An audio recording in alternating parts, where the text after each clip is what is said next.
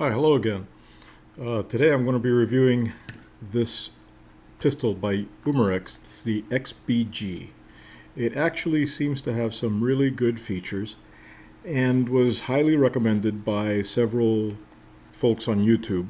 And for $30, it's very difficult not to like, but I still found a few things I did not like about it.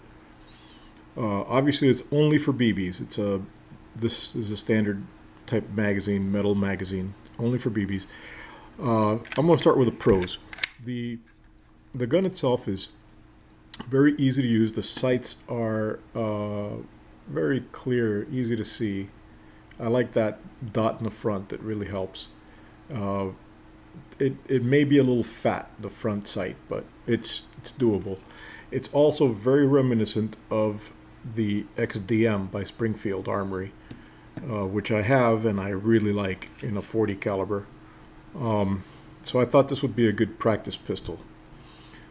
There's obviously no moving slide for $30. There's all plastic construction, but it's very sturdy plastic. It's got a very interesting way of loading the CO2, which is nice. And the little turn screw hides down there pretty well with the spring. Trigger pull is relatively light. I would say it's easy to pull even for younger kids. It's not too bad. It's relatively smooth too, not too bad. The safety's in a good location. The magazine release is in a good location. Of course, there's no real safety on this side of the actual XDM. The safety would be here and on the trigger like a Glock.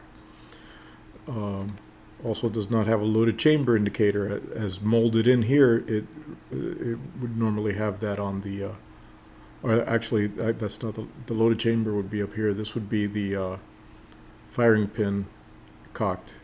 So it does have a little rail here that you could do something with. The gun being so light, a little rail there, a little laser for that rail would not hurt it. Now for the negatives. It is a steel barrel, but it's not rifled. So it's you can see when you're aiming it that BBs are flying left and right, a little bit up, a little bit down from where you're going. Maybe about 1/3 of the time they actually fly perfectly where you want them to go, where you're aiming at. The rest of the time it's close. Sometimes it's really far off though. I would say like 20% of the time it's a complete guess where it might end up. It could be 4 or 5 inches away from where you're aiming at from just 25 feet away. I tried the regular copperheads and I tried the Daisy BBs with really the same results. It doesn't make a difference.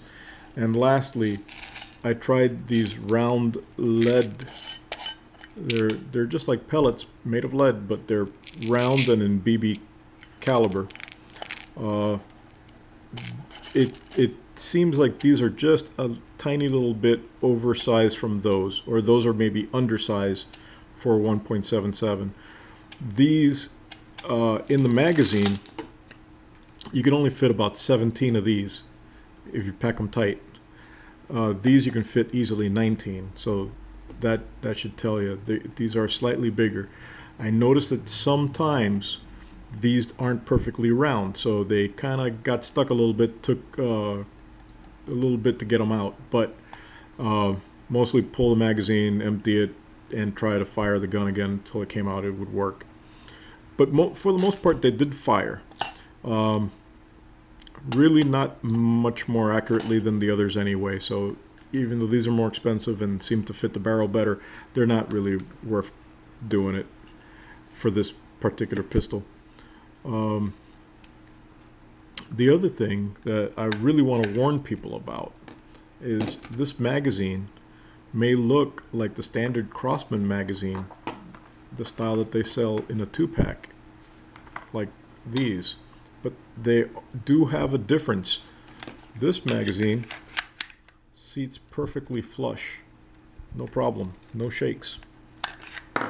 The Crosman magazines that other people and other reviewers have said would fit this gun and I bought based on that, don't click in. They don't stay in place.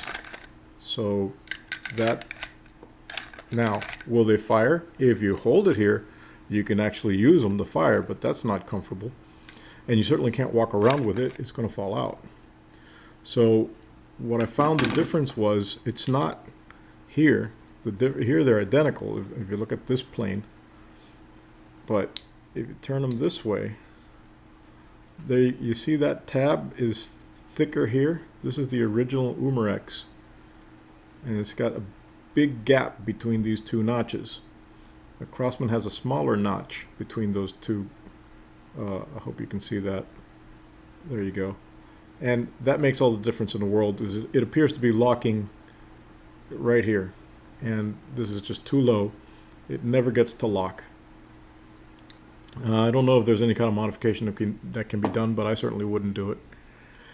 And so basically, stay away from the Crosman magazines, as tempting as they are. Unless you have a Crosman pistol that you're going to use them for, they're just not good for the Umarex.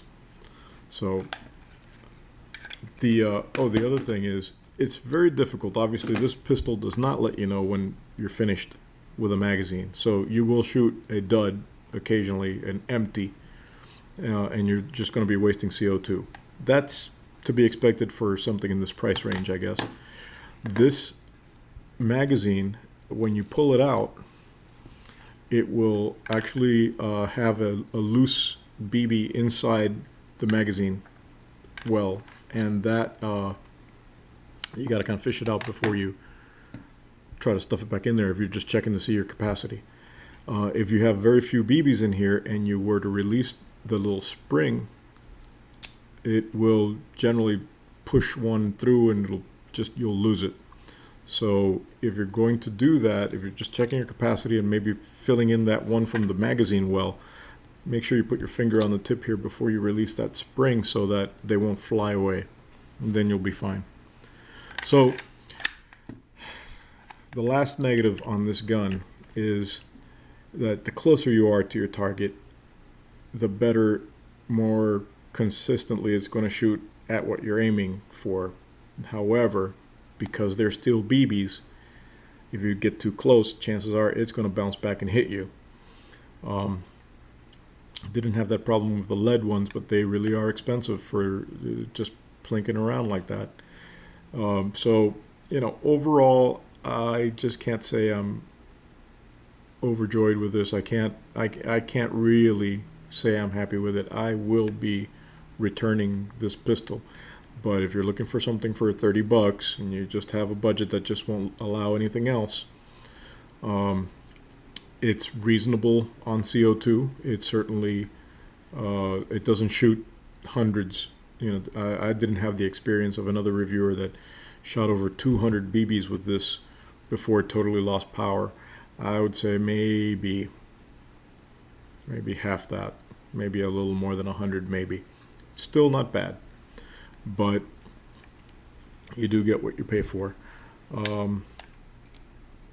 That's my review. I hope you enjoyed it. I'm not going to do a shooting review of this because I just don't think it's worth it. I'd rather just pack it back up and return it. So thanks very much for your time. Have a great day. Stay safe.